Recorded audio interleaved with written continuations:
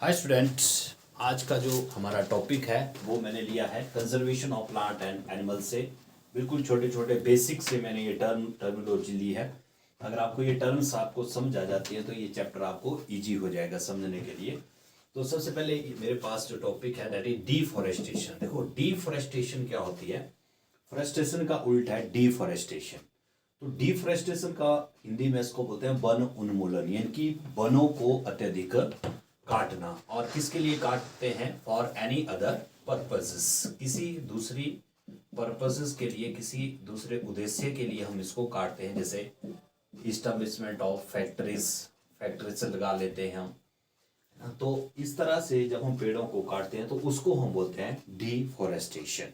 और इसका जो सेकंड टर्म होती है रीफॉरेस्टेशन होता है। जब हम पेड़ों को काटते हैं तो उसके बाद हम उसकी जगह और पेड़ भी अगर हम लगा देते हैं तो उसको बोलते हैं रीफॉरेस्टेशन। और नेक्स्ट है ड्राउट। देखो ड्राउट क्या होता है? ड्राउट होता है जब किसी स्थान के ऊपर बड़े लंबे टाइम तक बारिश नहीं होती है, रेन नहीं होती है, तो दैट कॉज अ ड्राउट। और इसका बेसिक जो कारण होता है वो होता है जो वाटर साइकिल होता है उसकी डिस्टरबेंस। वाटर साइकिल की डिस्टरबेंस जब हो जाती है, वाटर साइकिल जल चक्कर जो है डिस्टर्ब हो जाता है, then that cause a drought. तो उससे जो है वो सूखा जो है वो पड़ सकता है। नेक्स्ट है वाइल्ड लाइफ सेंचुरीज। देखो वाइल्ड लाइफ सेंचुरीज क्या होती हैं? जैसे कि आपको पता है ये चैप्टर हमने कंजर्वेशन ऑफ प्लांट एनिमल्स, यानी कि पौधों और जंतुओं का हमने संरक्षण जो है वो करना है। तो इसके लिए यहाँ पे देखो इस सेंचुरी कुछ ऐसे एरियाज होते हैं जहाँ पे हम जंगली जो जीव होते हैं या वन्य प्राणी होते हैं उनको हम संरक्षित करते हैं। तो वाइल्ड लाइफ सेंचुरी भी एक बहुत बड़ा एरिया होता है जहाँ पे बिना किसी डिस्टरबेंस के जो है वो एनिमल्स को संरक्षित किया जाता है, उनको कंजर्व किया जाता है बिना किसी डिस्टरबेंस से। तो नो डिस्टरबेंस, यहाँ पे डिस्टरबेंस इनको नहीं होती है। वैसे नेशनल पार्क भी होते हैं, ये भी काफ़ी लार्ज एरिया होता है और यहाँ पे जो जीव होते हैं वो भी फ्रीली होते हैं अपनी हैबिट में, अपने हैबिटेट में वो फ्रीली रहते हैं। और वहाँ पे वो फ्रीली तो रहते हैं, साथ में वो वहाँ पे जो नेचुरल सोर्सेज होते हैं, नेचुरल जो रिसोर्सेज होते हैं वहाँ पे उनका भी वो बिल्कुल यूज जो वो कर सकते हैं एज अ शेल्टर या एज अ फूड। और उसके बाद देखो दो टर्म है मेरे पास, फौना एंड फ्लोरा। देखो फौना और फ्लोरा जो है, फौना जो टर्म है that is related to animals, यानी कि किसी पर्टिकुलर स्थान के ऊपर जो एनिमल्स पाए जाते हैं तो उसको हम क्या बोलते हैं? वहाँ का फौना बोलते हैं। और सेकंड है फ्लोरा। फ्लोरा भी क्या है? फ्लोरा होता है प्लांट्स, प्लांट्स से रिलेटेड ये टर्म है कि किसी पर्टिकुलर एरिया के अंदर जो प्लांट्स होते हैं वो वहाँ का फ्लोरा जो वो कहलाता है। तो फौना एंड फ्लोरा ये प्लांट और एनिमल से रिलेटेड जो कोई टर्म है। उसके बाद है नेक्स्ट है एंडेमिक स्पीसीज। एंडेमिक स्पीसीज क्या होती हैं? एंडेमिक स्पीसीज जो होती हैं इनको हम बोलते हैं विशेष क्षेत्रीय प्रजातियां। यानी कि ये जो स्पीसीज होती हैं ये आपको किसी पर्टिकुलर एरिया में ही मिले, किसी विशेष क्षेत्र में ही वो वहां पे मिलती है। विशेष क्षेत्र का जो वहां पे एनवायरनमेंट होता है वहीं पे आपको वो मिलती हैं, वो आपको किसी दूसरी जगह पर नहीं मिलती है। इसलिए इनको हिंदी में विशेष क्षेत्रीय स्पीसीज जो वो बोलते हैं। और यहाँ पे एक चीज और भी है, स्पीसीज क्या होती है? देखो स्पीसीज जो टर्म है, स्पीसीज उसको बोलते हैं हिंदी में प्रजाति। तो स्पीसीज जो होता है that is the group of animals that are able या that are capable for interbreeding, जो आपस में ब्रीड कर सकती हैं। उन एनिमल्स को, उन ग्रुप्स ऑफ एनिमल्स को हम क्या बोलते हैं? स्पीसीज जो वो बोलते हैं।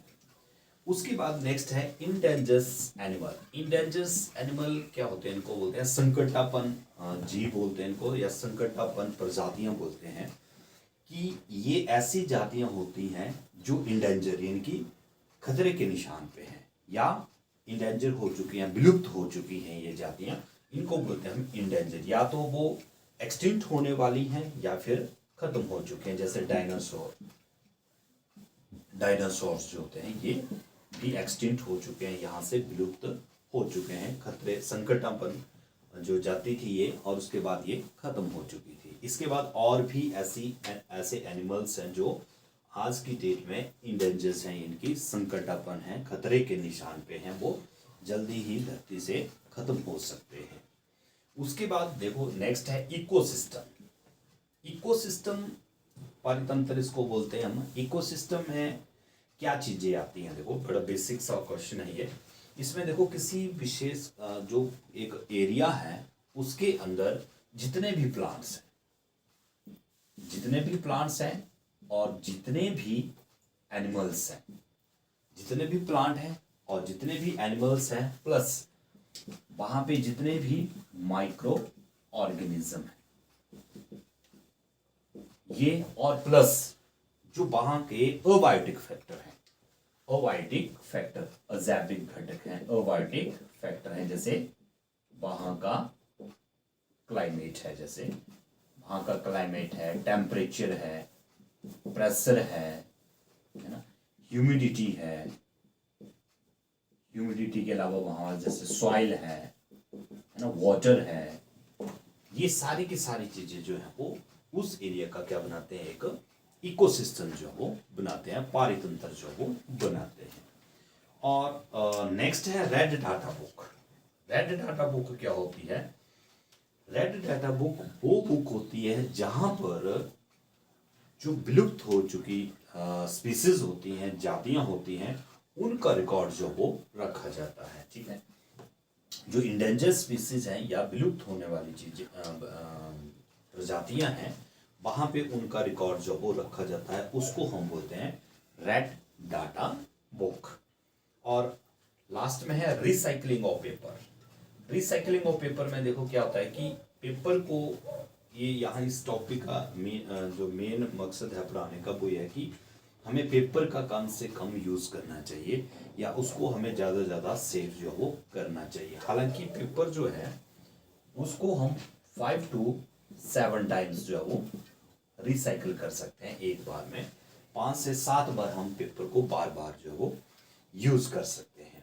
और यहाँ पे एक चीज और बोलिए कि 1 टन, अगर 1 टन हमने पेपर, 1 टन पेपर अगर हमने प्राप्त करना है तो उसमें हमें कम से कम 17 ट्रीज, जो बड़े बड़े फुली ग्रोन ट्री हैं 17, उनको काटना पड़ता है, तब जाकर 1 टन पेपर जो हमें प्राप्त होता है। तो 5 से 7 बार हम इसको रिसाइकलिंग भी कर सकते हैं। लेकिन इस यहाँ पे मैंने बताया आपको कि मेन एम जो है इसको बताने का वो यह है कि हमें पेपर को कम से कम जो है वो यूज करना चाहिए, क्योंकि यहाँ पे ज़्यादा से ज़्यादा जो है ट्री हमें काटने पड़ते हैं, तो कंजर्वेशन जो है प्लांट की नहीं हो पाती है। तो इस चैप्टर में से ये थोड़े से बेसिक से टर्मोलॉजी थी, ये अगर आपको आ जाती है तो ये चैप्टर आपको बहुत इजी होने वाला है। तो आज के लिए इतना ही। होप है कि आपको ये मेरी वीडियो पसंद आई होगी। तो नेक्स्ट वीडियो के लिए आप मेरे साथ जरूर जुड़े रहें। तब तक के लिए थैंक यू।